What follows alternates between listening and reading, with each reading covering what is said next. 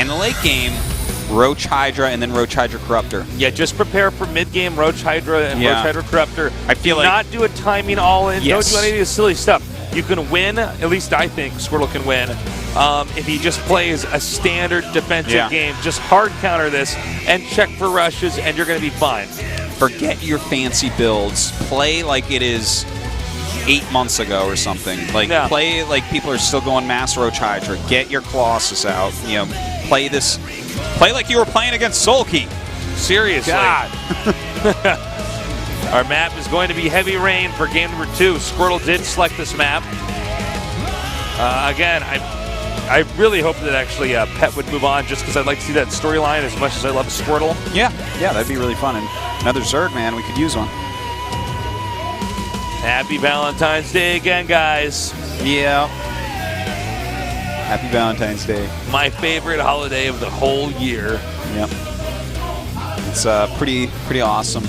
You know, in Korea, Valentine's Day, the girl takes care of the guy, and then on White Day, which is the 14th of March, the guy takes care of the girl. It's a good deal, I think. Not a bad deal. It's funny when you live in another country and you realize they have all these other holidays they recognize, and a lot of them don't recognize your own, you know? Indeed. I prefer it this way. What I like about it is I'm American out here, so I get to, you know, celebrate American holidays, and then I get to celebrate Korean holidays, so it's just more special occasions.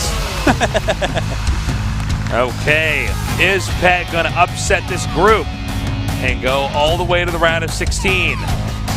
Or is our veteran player going to take this rookie out and prove that he is still a dominant force even in this day and age of StarCraft II? Pet versus Squatter.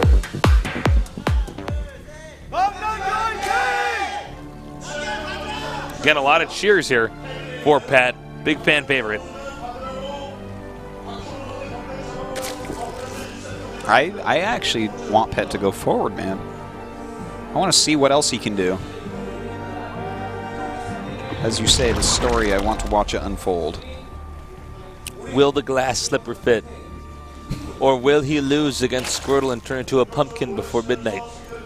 Well, he's going to have to, because he's definitely below the age limit where you can't play past midnight. I always forget about that.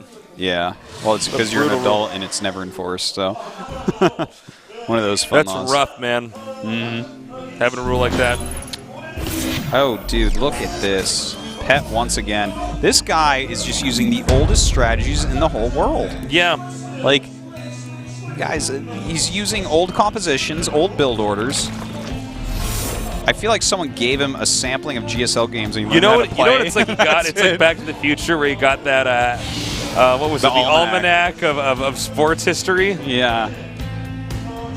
God, I would have loved to. It's like you got the almanac of build history and what build would beat who, when in the GSL. Wouldn't that alter the history written in the book? I suppose so. Not unless it started right now. Teams would see and be like, well, this GSL. He bet on us to win, so we're definitely going to win. And then the other team does something different then?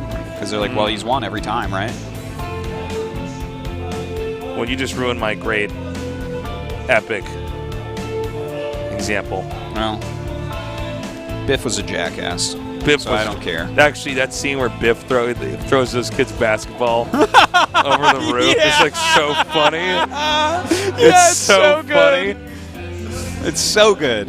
Oh man, I forgot all about that. Thank you, Tasis. It's so funny, man. You go, you want it? You want the ball? Like, chucks it over. All right, so Link Speed's coming here, and a late second hatchery. Indeed. Now, this pretty much got scouted by Squirtle, so he knows what's going on. I really would like to see him go like 3-gate into this expansion. And if he doesn't, then and loses, then, well, you know what? I guess you deserve it, because you're being a little bit too greedy. His opponent has delayed his hatchery greatly, and likely is going to make a bunch of lings. We'll see about that, though. The thing is, you can always do the speed and not make the lings, which would make the 3-gate expander very sad. Yeah, that's how they're going to when you have link speed, you can at least run around and deny any scouting, stuff like that. Like, he's not going to be able to tell unless Pet shows him how many links. All right, there you go, 3/8. Perfect. So Squirtle, he gets build. it. Oh, okay. Canceled one. What? Oh, he had a probe suck. Okay, yeah. Obviously, canceling the gate and remaking it was worth it to save a probe. Now, so he's basically doing this just right. He's going into the 3 gates. I wouldn't mind like a probe juke down the ramp, because then I feel like that might be what is being waited for by Pet to see if this is 3-gate or 1-gate expand. Because there should be a Nexus being made if this is a 1-gate expand, like already. Easily already. And so he might just not make any lings. Well, yeah, that's what it looks like. We'll see. Will he make lings? Nope, drones. Okay. Nope. Okay, he's going to really power smart. up, power in. He's using like just very intelligent play right now. So Squirtle is getting an extremely late natural expansion. He's probably got a huge confidence boost after that last series, which he knows he didn't play that well in, but he's like, okay, I won. Well, it's almost as Clean if he was granted now? another chance or something like that. Yeah. Yeah, clean slate. That's a good way to put it.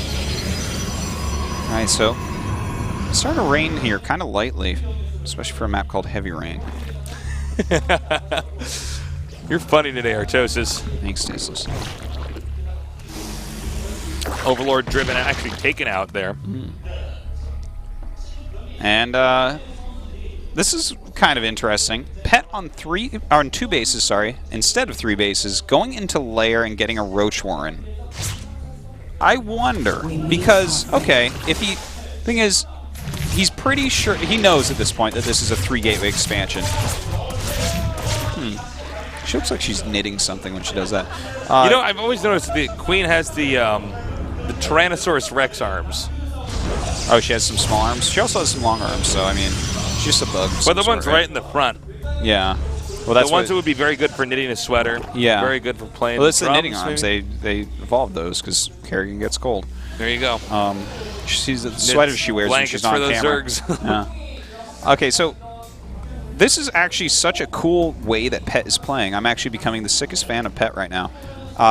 So he didn't make the lings because he saw the timing of the 3-gate. Now, when you go 3-gate expand, you generally want to hit a gateway timing attack after that. Because you have all these units and your base was slower, and they should have had to make units, and they should have taken a third. And like, just if you look at the way the game normally flows, it's a very smart move. But here, he's gone up to lair, he's getting roach speed, he's getting a Hydralisk Den on 2 bases. On 2 bases. He's so safe. So Squirtle's going to walk across with a 5-gate timing attack, hopefully with +1 finishing up. And what is it going to do here against someone who has like more tech and didn't get greedy? It's not going to do anything. Just knocked my headset off. I don't know how you did that. I was scratching my head and it just popped right up. Wow. Okay, so he's going to come up here and try to take out this pylon here. It looks like that should be effective. Now, can he sandwich this army here? Well, if he does the force field on the ramp, that's always a really great move. That's where a lot of the larva is. The drones are not really able to get over here and defend. Nice pullback there with the roaches. Still a lot of sentries here with a lot of energy. At least about 4, well, probably about 3 more force fields here. Oh, man. Well, we do have some Hydras being made. Can Pet actually end up holding this? You know what? He's starting to carve out an advantage over here from the side of his second. Well, a lot of the sentries have gone down. Not too much left here. He has to pull back these Hydras, though. Has to be very careful with them. Queen coming out to help fight. The drones being pulled as well. More Zealots being warped in. The Zealots are actually going to do a pretty darn good job. This is a very low hit point army. Yeah, very true. He's got to bring the drones here. Nice force field there, blocking them off. Of the drones, at least. But at the same time, you know, Pet, he has all this tech. He has really great units for holding a warp gate rush. Yeah. Thing is, he's down to 30 drones. It's a little bit painful, especially when you're on 2 hatches.